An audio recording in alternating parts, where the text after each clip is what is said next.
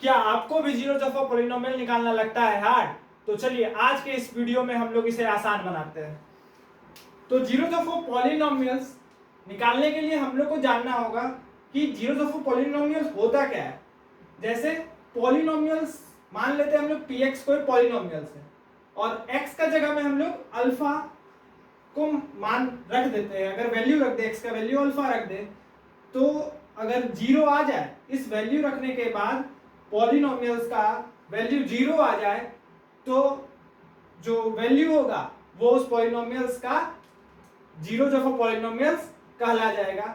जैसे एग्जांपल के तौर पे मैं बताता हूँ, जैसे x का वैल्यू x -5 है, यदि कोई पॉलिनोमियल्स px है और इसको हम लोग x -5 रख देते हैं और x का वैल्यू को हम लोग 5 मान लेते हैं। अगर x का वैल्यू को हम लोग 5 मान लेते हैं तो यहाँ पुट करते हैं वैल्यू पॉलिनोमियल्स में, x का जगह में वैल्यू पुट करते हैं 5, तो 5 में से 5 माइनस हो गया तो 0 आ गया। तो हम लोग कह सकते हैं कि x का वैल्यू 5 जो है वो जीरोस ऑफ अ पॉलिनोमियल्स है। किस पॉलिनोमियल्स के लिए? x -5 पॉलिनोमियल्स के लिए। तो चलिए इस पर कुछ क्वेश्चन करते हैं और इसको पूरी बेहतरीन तरीके से क्लियर करते हैं।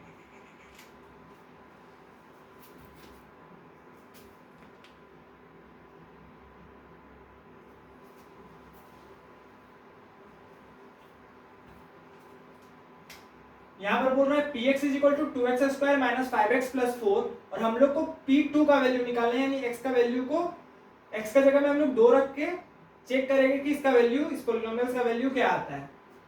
तो पहले लिखते हैं हम लोग px = क्या दिया हुआ है, 2x² - 5x + 4 इफ x = 2।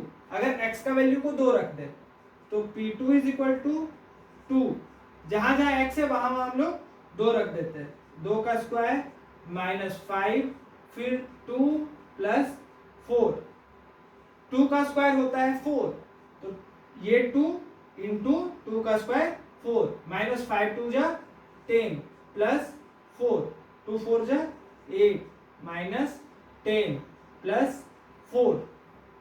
अब ये हम लोग सॉल्व करेंगे, 8 और 4 12 और 12 में से 10 गया तो 2 आंसर, यानी p2 का वैल्यू जो आएगा इस पॉलिनोमियल्स के लिए वो आंसर आएगा 2।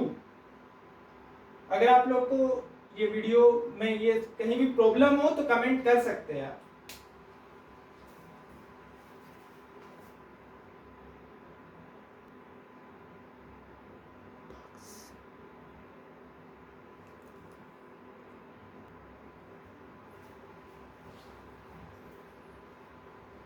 दूसरा क्वेश्चन करते हैं। दूसरा क्वेश्चन बोल रहा है कि find the zero of the polynomial, यानी बहुपद का शून्य ज्ञात करना है हम लोग को।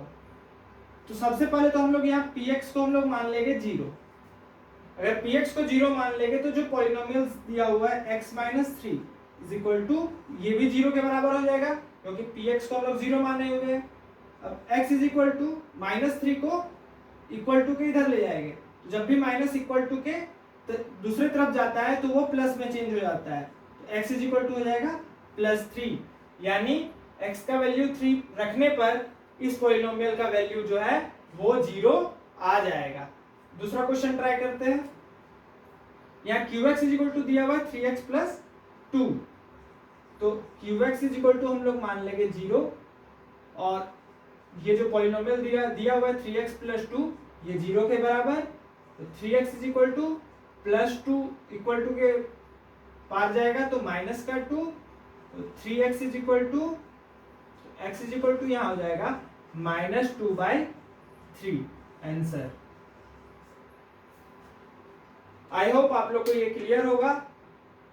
आप लोग को अगर ये वीडियो अच्छी लगी हो तो लाइक शेयर और सब्सक्राइब जरूर से जरूर करें और ऐसे ही वीडियो पाने के लिए हमारे चैनल को सब्सक्राइब करें।